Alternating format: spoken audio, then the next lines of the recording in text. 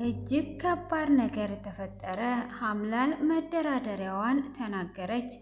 እነሱ በጥቅም ነው ሲሉ፣ እሷ ግን እነሱን የመጉዳት ሀሳብ ስለሆነ ዳግምን ኑሃሚ ያንተ እንድትሆን ነው የምፈልገው ብለው ነበረ። እሱም በፍጹም አይሆንም ብሎ ሲል ኤርሚያስን እንግዲህ አንተ የግል ወደድክም ጠላህም ኑሃሚንን የራስ ማድረግ አለብህ።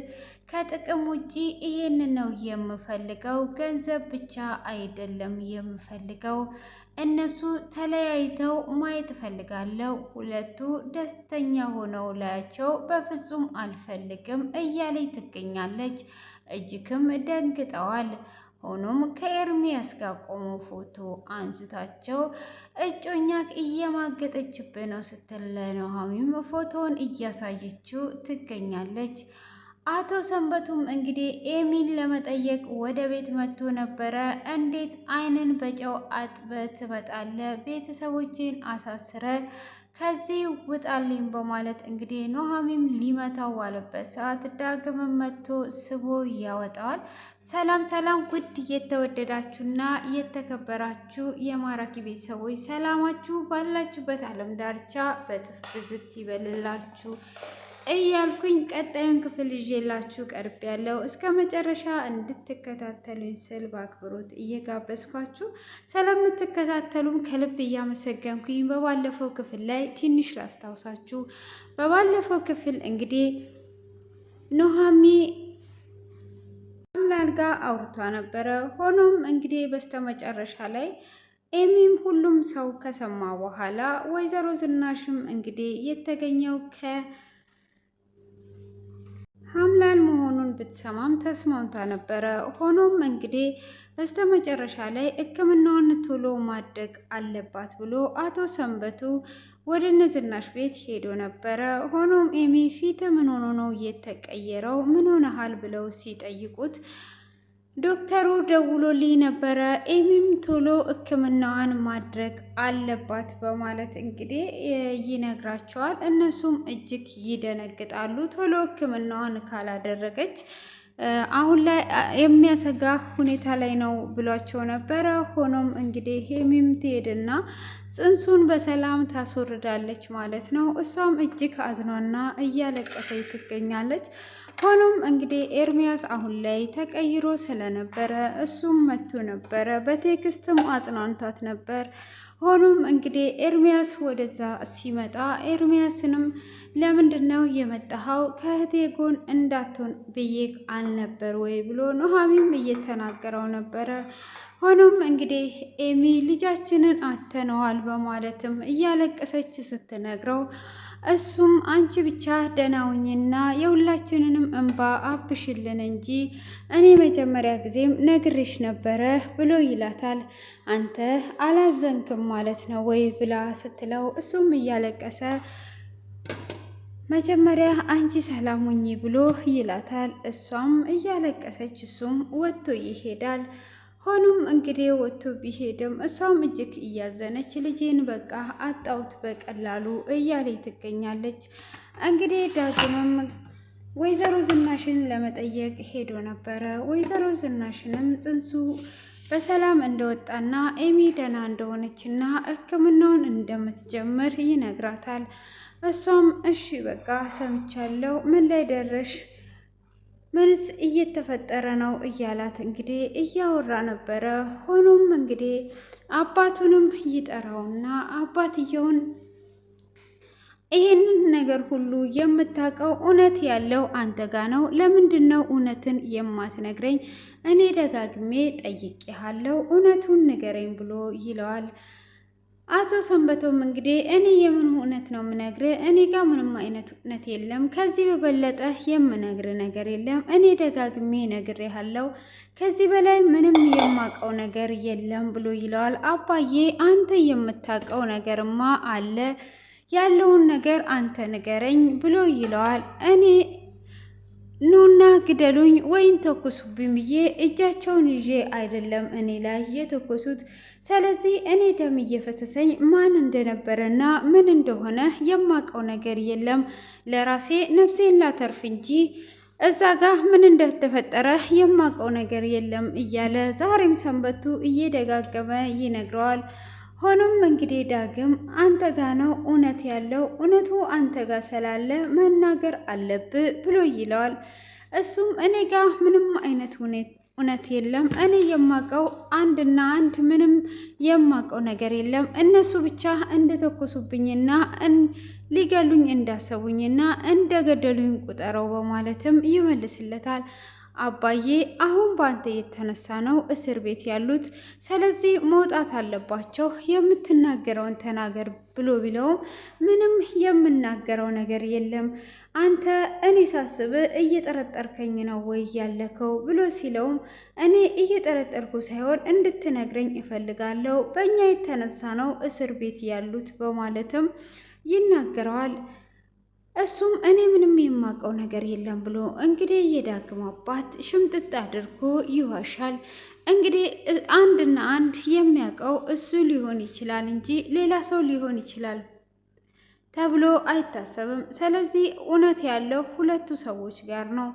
ሆኖም እንግዲህ ዳግም ሀምላልን ያገኛታል። ደውለ እንደምትጠራኝ እርግጠኛ ነበርኩኝ፣ እንኳን ደህና መጣ በማለት እንግዲህ ኮራና ዘና እያለችባቸው ትገኛለች። እሱም አሁን የጠራውሽ ኤሚ ጽንሱን በሰላም አውርዳለች፣ ስለዚህ ያለውን ነገር እንድናወራ ነው። የምትፈልጊው ነገር ምንድን ነው? ስለዚህ እህቴ ቶሎ እንድትታከም እፈልጋለሁ ብሎ ይላታል።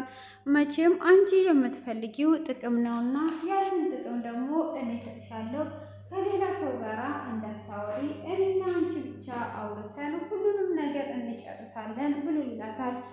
እኔ ከአንተ ጋር አይደለም ማውራት የምፈልገው ከኑሃሚ ጋር ነው ብላ ትለዋለች። እሱም አባዬ ሊሰጠኝ ያለውን ድርጅት ሙሉ ለሙሉ እኔ እሰጥሻለሁ፣ ብቻ እህቴ ደህና ትሁን ብሎ ይላታል።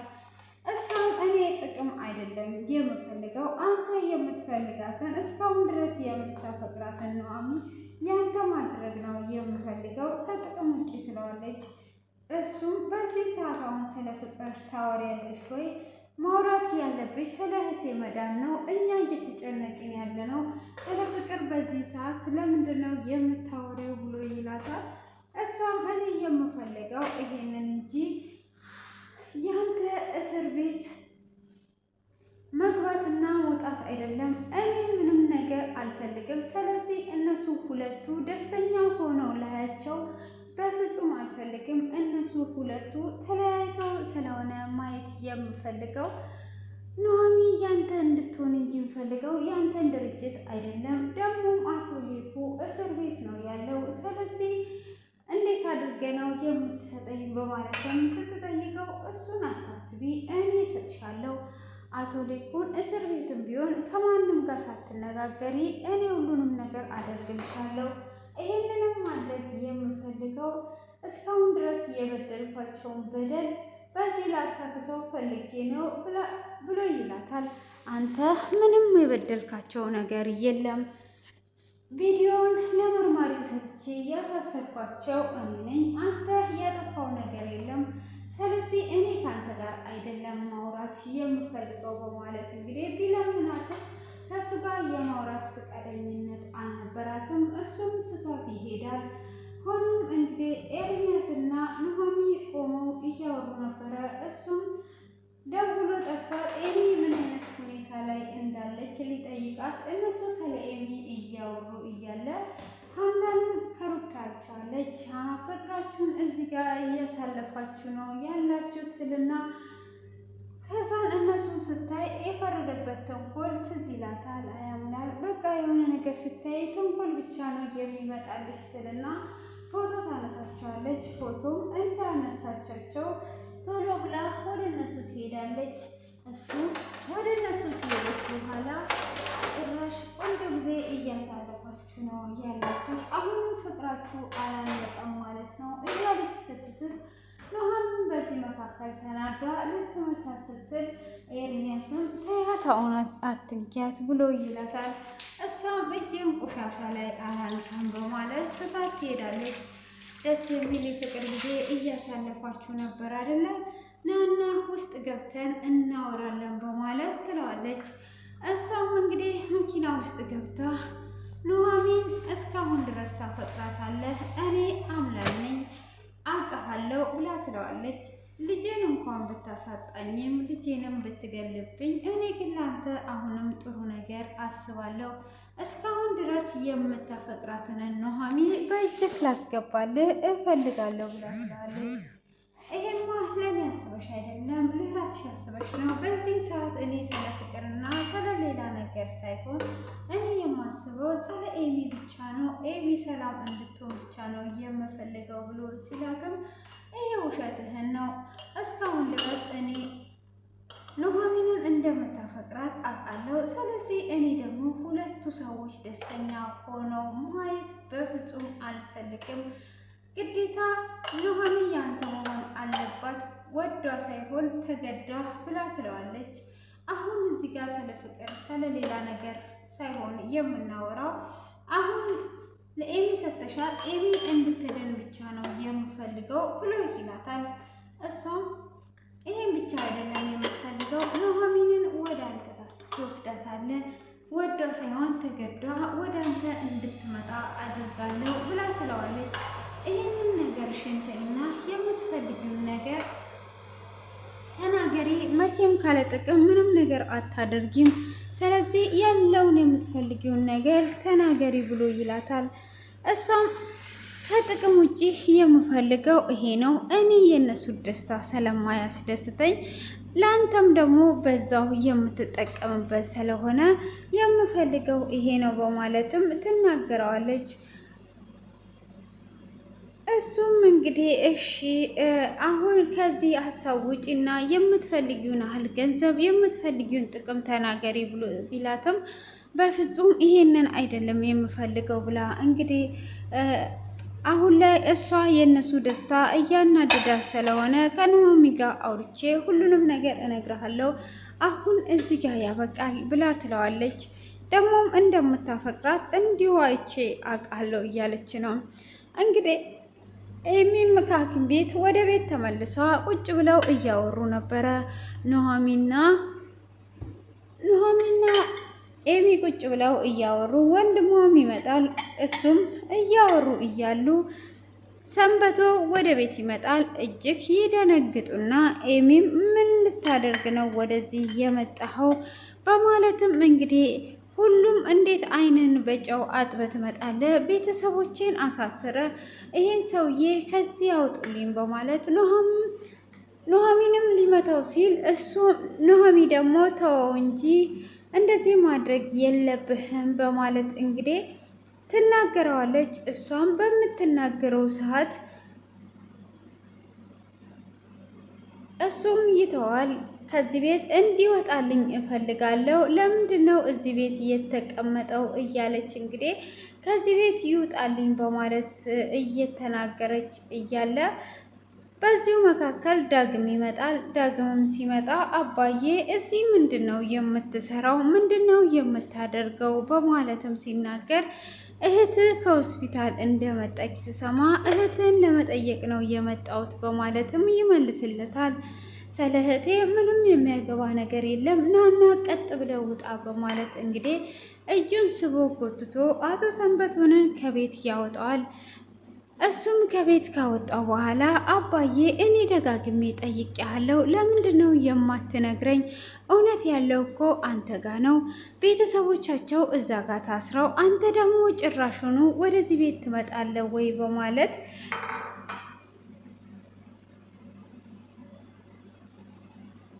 ይጠይቀዋል። እሱም በሚጠይቀው ሰዓት እና አንተ ለምንድን ነው እንደዚህ የምታደርገው በማለትም እንግዲህ ይናገረዋል። አሁን አርፈህ አንተም ጭራሹኑ እንደ ገዳይ እየጠረጠርከኝ ነው ወይ ያለከው በማለትም ሲለው አዎ አባዬ ደጋግሜ ጠይቄሃለሁ፣ ንገረኝ ስል ምንም እየነገርከኝ አይደለም ብሎ ሲለውም አባዬ አሁን ከዚህ ሂድልኝ ብሎ ይለዋል። ጭራሽ የእነሱ ማመናጨቅ ሳያንስ አንተ ልጅም ዳግም ነክ ወይ ጭራሽ እያመናጨከኝ ትልከኛለህ ወይ በማለትም ሲለው ስትፈልገኝ እዛ አልጋ ቤት እመጣለሁኝ ብሎ ይለዋል። እና እንዴት ነው አባትህን እንደዚህ ብለህ የምታባርረው ብሎ ሲለውም አንተ ንገረኝና በእኛ ሰበብ እኮ ነው አሁን እስር ቤት ያሉት በማለትም ይለዋል። እሱም በእኔ ግደሉኝ አላልኳቸውም ብሎ ይለዋል። እኔ እዚህ ቤት ስለመጣው ነው አንተ እዚህ ቤት የመጣው። ስለዚህ እኔም ኑሐሚንን አፍቅሬ እዚህ ቤት ቀረው ባላወቅኩት ተጎዳው ብሎ ሲል እንዴ አሁንም ኑሐሚንን ታፈቅራታለህ ወይ? እንዴት ነው ወንድም ሊያገባት አልነበረ ወይ ብሎ ሲለው እንዴ ይሄ ሁሉ ነገር እንዴት ታውቃለህ? ጭራሽኑ እዚሁ እኛ ስር ሆነክ ነው ወይ ያ ሁሉ ጊዜ እንደዛ ስንገላተት ዝም ያልከው ብሎ ሲለው ልጄ ይቅርታ አድርግልኝ አውቃለሁ ብሎ ይለዋል። እሱም አሁን በቃ ሁሉንም ነገር ተወና እኔንም ማመናጨቁን ከተውክ በኋላ አሁን ከእናተ ላይ ድርሻን ወስደ እኛም ተደናቅቀን እንደዚህ ልፍስፍስ ብለን ትድልቅቅ ብለን ምናምን ሀብታም ሆነን እንኖራለን ማለት ጀምሯል አቶ ሰንበቶ ማለት ነው። በመሀል እየጠፋብኝ ነው እኮ ዕቃ እያነሳው ነው። ምንም እንትን እንዳትሉ ሸቃላ ነኝ ለዛ ነው። እና አቶ ሰንበቱ የእናትህን ድርሻ ተካፈልና የእናትህን ድርሻ ከተካፈልክ በኋላ እኛም ተደላድን እንኖራለን ሲለው ዳግመም በዛው እየተነሳ እጅግ ይናደዳል። አባዬ እንዴት ነው እንደዚህ የምታስበው? በል ዞር በልልኝ በማለት እንግዲህ አባቱን ትቶት ይሄዳል። አባትየውም እጅግ ይናደድና ልጄን ይሄን ያህል ጠምዝዘውታል ማለት ነው በማለትም እንግዲህ ልጁ ላይ እጅግ ይናደድና መሬቱን እንግዲህ መቀጥቀጥ እስኪቀረው ድረስ ተናዶ ይገኛል። ዳግምም ትቶት ወደ ቤት ይሄዳል። ቤትም እንደደረሰ እንግዲህ ኤሚም ለኑሐሚ ደውልልኝ እሷም ማውራት እፈልጋለሁ ተናዷ ነበረ ከዚህ ቤት የወጣችው በማለት እንግዲህ እሱም ስልክ እየደወለላት ይገኛል። አቶ ተሰማም እንግዲህ ወደ እስር ቤት ይሄድና እንግዲህ ወዳጁን እየጠየቀው እጅግም እያለቀሰ እየጠየቀው ነበር። ማልቀስ የለብህም አሁን ላይ እንግዲህ ሕክምናውን ማድረግ እንዳለባትና ጽንሱንም እንዳስወረደች ሁሉንም ነገር እንግዲህ ይነግረዋል። ከልጄ ጎን ብሆን ኖሮ ጥሩ ነበረ። ሆኖም እንግዲህ አንተ አሁን ላይ ወንጀለኛ አይደለክም አይደል ወይ? ጠበቃ እስካሁን ድረስ ይሄንን ለምንድን ነው ያላደረገውና ያልተስተካከለው? ስለዚህ አሁን የቀጠሮ ቀን ትፈታለህ ብዬ ተስፋ አደርጋለሁ ምንም ነገር እስካላደረግ ድረስ እያለው ነው። እሱም እንግዲህ እንደዛው እንደሚፈታ ተስፋ እያደረገ ነው። እንግዲህ ቀጣይ ላይ ይፈታሉ ብዬ እኔም ተስፋ አደርጋለሁ ማለት ነው። እንግዲህ መጀመሪያ ላይ ወይዘሮ ዝናሽ እነሱ ይሄንን ድርጊት ሲያደርጉ ማንም እንደሌለ ነበር ቃል የሰጠችው። ሆኖም እንግዲህ ዛሬ ላይ ሰው እንደነበረ ስለተናገረች አሁን እንግዲህ ይሄ የቀረው ነገር ምርመራው የፖሊሶች ስለሚሆን እንግዲህ ይወጣሉ ብዬ ተስፋ አደርጋለሁ። እንግዲህ አሁን ላይ የሀምላል ነገር ነው የሚገርመው። እንግዲህ ከጥቅም አልፋ ኑሐሚ ደግሞ እጅግ ፈርቷ ነበረ። ሌላ ጥቅም ሳይሆን አንተን እንዳታሳጣኝ የመጀመሪያ ህይወታችንን አንድ ላይ እንቀጥል ካለች እንዴት ነው የምናደርገው? በማለትም እንግዲህ ኑሐሚንንም እየጠየቀችው ነበረ። እሱም በፍጹም እሷ እንደዛ አትልም፣ እሷ የምትፈልገው ጥቅም ነው፣ ያንን ጥቅም ደግሞ እንሰጣታለን ብሎ ነበረ። ሆኖም እሱ ካሰቡት በላይ አስደንግጣቸዋለች።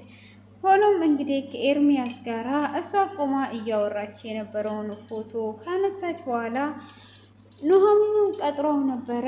ሆኖም እንግዲህ እጮኛክ በአንተ ላይ እየዘሞተች ነው በማለት እንግዲህ ታሳየዋለች። እሱም እኔ ፎቶ አነሳስ ላይ ብዙም ባልሆን ከንፈር ለከንፈር እየተሳሳሙ ነው ብላ የውሸት ወሬዋን እንግዲህ አንድ ላይ አድርጓ እያሳየችው ነበረ። እሱም እጅግ ደንግጦ ክፍሉ በዚህ ተጠናቋል ማለት ነው። ውድ የተከበራችሁ እና የተወደዳችሁ ቤተሰቦቼ እንግዲህ ፎቶውን አይቶ ማንን ነው የሚያምኑ? ፎቶ እንግዲህ እየተሳሳሙ አልነበረ ምን ያይቻቸው ነበረ እና አልተሳሳሙም ማለት ነው። እሷ ለመለያየት ያደረገችው ነው እንጂ ለምስክርነት ከፈለገ እኔ ስላለው ምንም የተሳሳሙት ነገር የለም። እና ሼር አድርጎ ማለት ነው።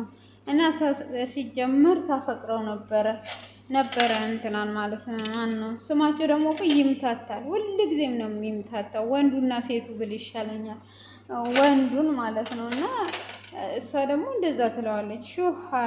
ሹሃደ እና ሼር አድርጎ አልሳመችውም ሲጀመር አወሩ እንጂ ስለ ኤሚ ነው ያወሩት። ስለዚህ ብዙ ነገር ሚስጥር አውርተዋል። ያንን ሚስጥር እኔ ስለምነግረው እናንተ ሼር አድርጋችሁ አዳርሱት ማለት ነው። ካዳረሳችሁት በኋላ እንግዲህ የምናየው ይሆናል ማለት ነው።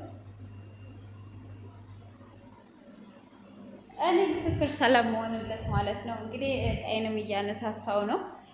ቀናችሁ ያማረ የተዋበ